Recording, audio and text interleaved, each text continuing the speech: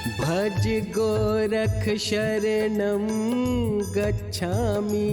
भज गोरख शरणं गच्छामि। प्यारे मित्रों प्रणाम। ओम श्री गुरुवे नमः। गोरख गीता गुरुदेव द्वारा रचित गोरख वाणी का काव्यात्मक भावानुवाद है, जिसका आज हम 27वां और 28वां पद लेने जा रहे हैं। आइए पहले 27वें पद को लेते हैं, जिसमें गुरुदेव लिखते हैं, ना हड़बड़ में कुछ बोलो, ना पांव पटक कर चला करो, धीरे धीरे पग पथ में रख, मत अहंकार में जिया करो, जिंदगी सहजता से जियो, कहते गोरख हरि रस पियो, अत सहजम शरणम गच्छामि, भज गोरख शरणम गच्छामि। ना हड़बड़ में कुछ। बाबा गोरखनाथ जी का एक बहुत ही प्यारा पद है, दोहा है, जिसका भावानुवाद किया है गुरुदेव ने। इसमें गोरखनाथ जी कहते हैं, हबकी न बोली बा, ठबकी न चाली बा, धीरे धरी बा पाऊं, गर्भ न करीबा, सहजे रहीबा, भणत गोरख राव। कि ना हड़बड़ में कुछ बोलो, ना पांव पटक कर चला करो। ये हड़बड़ में बोलना, पांव पटक कर चलना किसकी ओर इशारा कर रहा है? ये बेहोशी की ओर इशारा कर रहा है, अज्ञान की ओर इशारा कर रहा है, अहंकार की ओर इशारा कर रहे हैं गुरुदेव। कि ना हड़बड़ में कुछ बोलो, क्योंकि बोलने से ही सारे युद्ध हुए हैं। जब भी हम हड़बड़ाहट में बोलते हैं, हमारे भीतर सहजता नहीं होती, होश नहीं होता, सारे युद्ध हड़बड़ में बोलने से ही हुए हैं। ना पांव पटक कर चला करो, कि पांव पटक कर कि कुछ हूं मैं, कुछ होने का वो संकेत दे रहे हैं, अहंकार की वो झलक दे रहे हैं कि मेरे भीतर अहंकार कितना प्रगाढ़ है। धीरे धीरे पग पथ में रख, मत अहंकार में जिया करो। कि धीरे आप पग को, जिसको पटक कर चल रहे, उसको जरा धीरे रखिए, अपने अहंकार को देखो, उसमें मत जियो। गुरुदेव इशारा कर रहे हैं, जिसके लिए कबीरदास जी कहते, धीरे धीरे रे मना, धीरे सब कुछ होए, माली सींचे सो घड़ा, ऋतु आए फल होए। कि जो धीरे है, जो सहजता में विश्वास करता है, धीरे चलता है, तभी उसके जीवन में समाधि फलित होती है, वो जीवन का अपना उत्कर्ष को छूता है। अगर जो अहंकार में चलता है, हड़बड़ाहट में बोलता है, वो अपने लक्ष्य से चूक जाता है, क्योंकि माली सींचे सो घड़ा। ऐसे बिना ऋतु के आप कुछ भी करेंगे अपने अहंकार से, कुछ नहीं होने वाला। ऋतु आए फल होए, यानी कि ये सहजता की ओर इशारा कर रहे हैं, धैर्य की ओर इशारा कर रहे हैं। संत तुकाराम जी बड़ी प्यारी बात कहते हैं। वो कहते हैं, अहंकारी को ज्ञान नहीं, अज्ञानी को भान नहीं। कि अहंकारी को कभी ज्ञान नहीं हो सकता। अगर आप अहंकार में, हड़बड़ाहट में कुछ बोल रहे हैं, पांव पटक कर चल रहे हैं, तो आपको कभी ज्ञान होने की संभावना नहीं है। अज्ञानी को भान नहीं, और उसको कभी ये भी आभास नहीं होता कि मुझे ज्ञान नहीं है, मैं अज्ञानी हूं। अहंकार इतना प्रबल होता है कि उसको ये भी पता नहीं चलता कि मैं अज्ञानी हूं, वो चूक जाता है। गुरुदेव लिखते हैं भगवत गीता के भावानुवाद में 16वें अध्याय के 4थे श्लोक में, कि दंभ क्रोध कठोरता जिनमें अज्ञान है, अहम आसुरी पुरुषों की पहचान है। कि जिसके भीतर भी आप देखते हैं दंभ है, कुछ होने का, पांव पटक कर चलना, कुछ दंभ है, कुछ क्रोध है, बेहोशी है, कठोरता है, और उसमें अज्ञानता है, तो ये किसके लक्षण है? और अहंकार है। इन सबके पीछे कौन काम कर रहा है? अहंकार काम कर रहा है। और अहंकार किसकी पहचान बता रहे हैं गुरुदेव? आसुरी शक्तियों की, कि उसके भीतर आसुरी शक्तियां समाई हुई है। आपने देखा होगा दुर्योधन कैसे ये दम भी, क्रोध भी, कठोरता भी और अज्ञानता का भी परिचय दे रहे हैं। तो वो क्या है? अहम किसका है? आसुरी शक्तियों का गुरुदेव हमें समझा रहे हैं, पहचान बता रहे हैं कि जिसमें ये चीजें हैं, अहंकार का ये मिश्रण है, तो समझो उसमें आसुरी शक्तियां समा गई हैं। इसलिए कबीरदास जी कहते हैं, गर्व न कीजिए कबीरा गर्व न कीजिए, ऊंचा देख आवास, काल परो भूइन लेटना ऊपर जामे घास। कि आप घमंड किस बात का कर रहे हैं? ऊंचे ऊंचे आवास देखकर आप सोच रहे हैं बड़े बड़े महल बनाकर इनको कि ये हमने जीवन में कुछ पा लिया है, बड़े बड़े महल बना लिए, बड़ा धन पा लिया। इस पे गर्व नहीं कीजिए। जब काल आएगा तो आपको भी कब्र में लेटना होगा और आपके ऊपर कब घास उग आएगी, कभी आपकी पहचान भी नहीं रहेगी कि आपको कहां दफनाया गया है। तो अहंकार किस बात का? इसी ओर गोरखनाथ जी इशारा कर रहे हैं और वो अन्यत्र कह रहे हैं, अहंकार से जो भरा ज्ञान नहीं वह पाए, गोरख कहे वह मूढ़ है सदा नरक को जाए। कि जो अहंकार से भरा हुआ है वो कभी ज्ञान नहीं पा सकता, क्योंकि वो तो पहले ही भरा हुआ है। भरे हुए में क्या समा सकता है? अहंकार जब छोड़ेगा तभी कुछ पा सकता है। उसको मूढ़ कहा है। गोरखनाथ जी ने कहा है कि वो तो मूढ़ है, वो तो सदा नरक की ठोर, वो तो नरक की ओर जाता है। उसका तो रास्ता एक ही है, वो है नरक का, जो अहंकार में जीता है। तो जाना किधर है हमें? गुरुदेव आगे लिखते हैं, जिंदगी सहजता से जियो, कहते गोरख हरि रस पियो। कि सहजता में ही है, जो कुछ है वो सहजता में है। और सारा सहज योग के माध्यम से गुरुदेव हमें समझाते हैं कि कैसे अपने आप को जानना है। ज्ञान योग, भक्ति योग दोनों को जानते हुए कर्म योग का मजा लेना। सहज योग का ज्ञान हमें गुरुदेव देते हैं समर्थ गुरु धारा में, हम जानते हैं। और जैसे ही सहज योग को हमने अपनाया है तो हम कहते गोरख हरि रस पियो, और हरि का रस पी रहे हैं। जितने भी गुरुदेव के पास आते हैं प्यासे ऋण, वो सब गुरुदेव के चरणों में आकर क्या कर रहे हैं? वो सहजता का पाठ सीख रहे हैं, अपने जीवन में उतार रहे हैं और हरि का रस का पान कर रहे हैं। इसलिए गुरुदेव सबसे ज्यादा सहजता पर जोर देते हैं। अत सहजम शरणम गच्छामि, भज गोरख शरणम गच्छामि। इसलिए सहज चलिए। गोरखनाथ जी अन्यत्र कहते हैं, सहज समाधि बली, जो कोई भूजे हेत, कह गोरख बिन सहजे मिले न ज्ञान न चेत। कि सहजता में ही समाधि घटित होती है। अगर कोई ये बात जानता है, कि जो ये बात जानता है कि सहजता में ही समाधि घटित होती है और बिन सहजता के मिले न ज्ञान, न ज्ञान मिलता है, न आपके बिना ज्ञान के फिर होश घटित नहीं होता, हम परम धाम नहीं जा सकते। इसलिए गोरखनाथ जी सहजता पर, मध्य मार्ग पर, बिल्कुल जैसे गुरुदेव हमें सिखाते हैं वही मार्ग गोरखनाथ जी का है कि सहज हो जाइए और अपने जीवन के उत्कर्ष को छूइए। भज गोरख शरणम गच्छामि। तभी हम असली गोरख की शरण में चलते हैं। तो आइए अगले पद को लेते हैं, 28वें पद को। जो भरे ज्ञान से थिर होते, अधजल गगरी छलकत जाए, जब मिले सिद्ध से सिद्ध कहीं, प्रेम अश्रु नयन से ढल जाए। अनुभव बिन वाणी कच्ची है, ज्ञानी की संगत अच्छी है। अथ सिद्धम शरणम गच्छामि, भज गोरख शरणम गच्छामि। जो भरे ज्ञान से थिर होते, अधजल गगरी छलकत जाए। गुरुदेव हमें समझा रहे हैं कि जो ज्ञान, जिसको अनुभव ज्ञान हो गया है, जो भीतर जिसने जान लिया है कि जो बाहर है वही भीतर है, वो ठहर जाते हैं, वो स्थिर हो जाते हैं, स्थिर हो जाते हैं।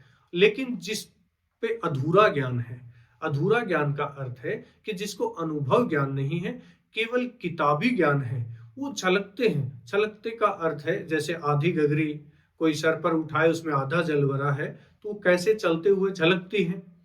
ऐसे ही अज्ञानी व्यक्ति चलते हुए टकराता है, तर्कों में उलझ जाता है, और ज्ञानी व्यक्ति मौन हो जाता है, सहज हो जाता है, और वो सबके भीतर उसी चैतन्य को देखता है जो खुद के भीतर है। अज्ञानी व्यक्ति वो क्या करता है? खुद को सर्वश्रेष्ठ समझता है, दूसरों को वो कमजोर समझता है, अज्ञानी समझता है, जबकि वो खुद अज्ञानी होता है। इसलिए कबीरदास जी कहते हैं, अधजल गगरी छलकत जाए, भरी गगरी धीर, जो जो भारी होए सिर, त्यों त्यों नीचे नीर। कि जो अधजल गगरी होती है वो तो झलके ही की झलकेगी।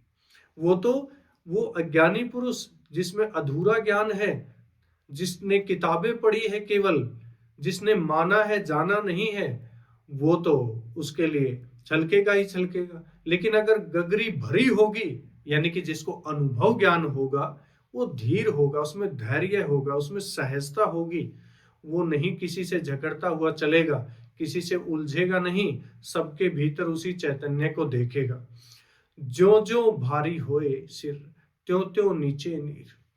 जो जो भारी होए सिर, यानी कि एक तो इसका अर्थ हुआ कि जो जो भारी होए, सिर का अर्थ है कि अहंकार, जिसमें ज्यादा अहंकार हो जाता है और उसका सिर भारी हो जाता है तो पानी फिर नीचे गिरने लगता है, कि अज्जल जो गगरी है फिर वो सर डोलने लगता है उसमें और घड़े के नीचे गिरने की संभावना बढ़ जाती है, यानी कि उसके जीवन में उसका नीचे गिरना तय है। नीचे गिर जैसे ही चलेगी अज्जल गगरी तो नीचे नीर गिरेगा। ऐसे ही जो अज्ञानी है, जिसको अधूरा ज्ञान है, जिसको अनुभव ज्ञान नहीं है, वो क्या करेगा? वो बाहर चलते हुए लोगों के साथ उलझेगा, तर्क करेगा, अपने को श्रेष्ठ साबित करेगा। इसलिए जब मिले सिद्ध से सिद्ध, कहीं प्रेम अश्रु नयन से ढल जाए। लेकिन जो ज्ञान से भरे होते हैं, सिद्ध पुरुष होते हैं, साधु होते हैं, वो धैर्य से, सहजता से जब एक दूसरे से मिलते हैं, गोरखनाथ जी कहते हैं जब सिद्ध आपस में मिलते हैं तो क्या होता है? प्रेम अश्रु नयन से ढल जाए। आंखों से बस कहने की जरूरत नहीं, आंखों से अश्रु बहते हैं। क्योंकि दो संतों का मिलन कहा जाता है कि प्रेम, भक्ति और आनंद, ये जो आध्यात्मिक ऊर्जा का संगम होता है, उसकी तुलना संसार की किसी और अनुभूति से नहीं की जा सकती। जब आंखों से झलकते हो आंसू, अधरों पर मुस्कान रहे, एक संग में रोने गाने को भगवान की भक्ति कहते हैं, जीते जी मर जाने को भगवान की भक्ति कहते हैं।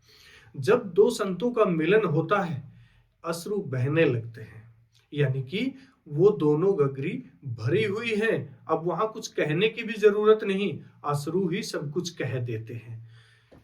तुलसीदास जी संदर्भ में कहते हैं, संतन मिले विनय बस, परस्पर प्रेम बढ़ाए, जो गंगा जमुना मिले निर्मल जल बहाए।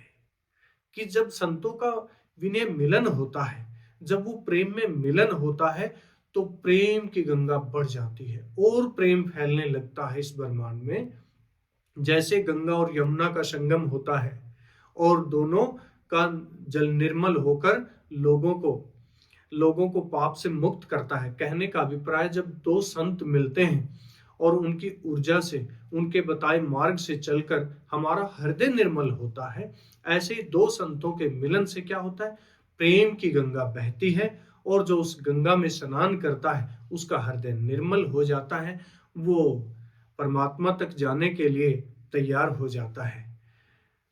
अनुभव बिन वाणी कच्ची है। आगे गुरुदेव लिखते हैं, अनुभव बिन वाणी कच्ची है, ज्ञानी की संगत अच्छी है। परम गुरु ओशो भी इस बात पर जोर देते हैं कि मानो मत जानो। ऐसे ही गुरुदेव हमें समर्थ गुरु धारा में सारे कार्यक्रम, 28 कार्यक्रम हमें अनुभव पर आधारित कार्यक्रम है, जिनसे हम अनुभव से गुजर रहे हैं और अनुभव कर रहे हैं। गुरुदेव कह रहे हैं कि ऐसे कहने से कुछ नहीं होगा। आपके शब्द क्या हैं, आपने क्या जाना है, वो आप कहिए। अनुभव पर जोर देते हैं गुरुदेव एक गजल में बड़ी प्यारी बात लिखते हैं। कहते हैं, पढ़कर किताबें हजार क्या होगा, रब का करके विचार क्या होगा। नाद से नूर से है जो गाफिल, उसको दीदारे यार क्या होगा। इश्क खुद से नहीं हुआ है जिसको, उसको रब से भी प्यार क्या होगा। कि ये किताबें पढ़ने से कुछ नहीं होने वाला, ऐसे ही परमात्मा पुकारने से कुछ नहीं होने वाला, क्योंकि अनुभव बिन वाणी कच्ची है। आप जो भी कहेंगे वो आपका अनुभव नहीं है, वो किसी को मार्ग नहीं दिखा सकती वो वाणी। आपके शब्द किसी का मार्गदर्शन नहीं कर सकते, क्योंकि हमारा खुद का ही अनुभव नहीं है। इसलिए गुरुदेव कहते हैं, जो नाद और नूर को नहीं जानता, अपने भीतर उस अंतराकाश को नहीं जानता, ओंकार को नहीं जानता, तो स्वयं से प्रेम नहीं करता। स्वयं के भीतर जिसने नहीं जाना उस परमात्मा को, अपनी आत्मा को, तो वो परमात्मा को भी कैसे जानेगा। जिसने बंद आंखों से स्वयं के दर्शन ना किए हो, वो खुली आंखों से उस प्रभु के दर्शन भी नहीं कर सकता। इसलिए ज्ञानी की संगत अच्छी है, इसलिए ज्ञानी की संगत में चलें। ज्ञानी की संगत में चलें तो ज्ञानी की संगत यानी कि संत की संगत की बात कर रहे हैं। बाबा नानक कहते हैं इस संदर्भ में, वाणी अमृत बरसे जब ज्ञान भेद मिटाए, अनुभव बिना जो बोले वह झूठा ठहराए। कि जब अनुभव की वाणी से कोई बोलता है तो अमृत बरसता है, वो अज्ञान को मिटा देता है और ज्ञान का दीपक जला देता है। और जो बिना अनुभव के बोलता है उसकी तो झूठ एक न एक दिन पकड़ी जाएगी। कितने हमारे सामने आते हैं लोग, पहले क्या क्या कहते हैं और फिर वो पकड़े जाते हैं, क्योंकि झूठ ज्यादा देर नहीं टिक सकता है। संत दादू कहते हैं, ज्ञान बिना जो बोलता सो केवल शब्द जाल, संगत संत की पाइए तब खुले यह भाल। कि ज्ञान यानी कि अनुभव के बिना जो बोलता है वो केवल शब्दों का जाल है। आजकल हम देखते हैं कितने सारे शब्दों का जाल बुने हुए हैं, अनुभव नहीं है और उसमें लोग भी उलझ जाते हैं। जहां जिसके पास अनुभव नहीं है तो उनको फॉलो करने वाले, अनुसरण करने वाले लोग भी शब्दों में उलझ जाते हैं। लेकिन गुरुदेव हमें पहले अनुभव, इसलिए तो समर्थ गुरु कहते हैं गुरुदेव को कि उन्होंने अनुभव किया और हमें अनुभव करवाने का सामर्थ्य भी रखते हैं। सामर्थ्य भी रखते हैं तो हम बड़े गर्व से कहते हैं, ओंकार की बात करते हैं, हम निराकार की बात करते हैं, अंतराकाश की बात करते हैं, हम चेतन आकाश की बात करते हैं। तो ये क्यों कर पाते हैं? क्योंकि गुरुदेव हमें अनुभव से गुजारते हैं। और जो भी गुरुदेव के शरण में आया है आज तक, तो सब अनुभव से गुजरा है। पहले ही तल में ओंकार के अनुभव से हमें गुजारा जाता है, जिसके लिए कितने लोग तपस्या करते हैं, कितना समय गुजार देते हैं, हमारे केवल इतनी करुणा करते हैं। ये अनुभव का ही तो परिणाम है कि 3 दिन में ओंकार का भेद, ओंकार का अनुभव हमें करवा देते हैं गुरुदेव। इसलिए संगत संत की पाइए तब खुले यह बाल। लेकिन ये राज तो तब खुलेगा जब आप एक संत की शरण में चले आएंगे, तब खुले यह भाल, तब ये माथा, तब ये आज्ञा चक्र, तब ये 10वां द्वार खुलता है जब आप एक संत की शरण में चले आते हैं। अन्यत्र संत दादू कहते हैं, सत्संग मत छोड़िए संगत कीजिए साध, जल में कुंभ शरीर है बाहर भस्म प्रवाह। कि आप जैसे गुरुदेव ने हमारे लिए सत्संग का आयोजन किया है, हर संडे आप सत्संग की गंगा में डुबकी लगाते हैं, कि सत्संग कभी नहीं छोड़ना, संगत और साधु संतों का संगत का कभी भी नहीं छोड़ना चाहिए। वो कहते हैं ये ऐसी ही बात है कि जब तक घड़ा जल में रहता है, सह शरीर रहता है, उसका शरीर ठीक रहता है। और जैसे ही उसको जल से बाहर निकालकर आप धूप में रख दें अकेले घड़े को, तो थोड़े दिन में वो क्या हो जाता है? भस्म हो जाता है, यानी कि टूट जाता है, वो राख में बदल जाता है। ऐसे ही जब तक शिष्य अपने गुरु की संगत में रहता है, तब तक वो भीगा हुआ, किसमें? प्रभु के रस में भीगता रहता है और अपने जीवन का आनंद लेता है और साधना करता चला जाता है।